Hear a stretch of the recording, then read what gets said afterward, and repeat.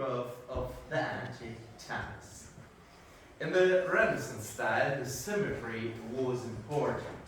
You can see it here at the big buffet, and the doors besides are installed in a symmetric way too.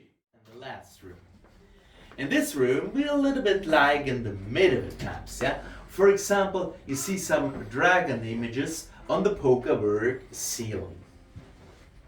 In the middle of the room, there's a very interesting figure hanging down. That's a protection figure.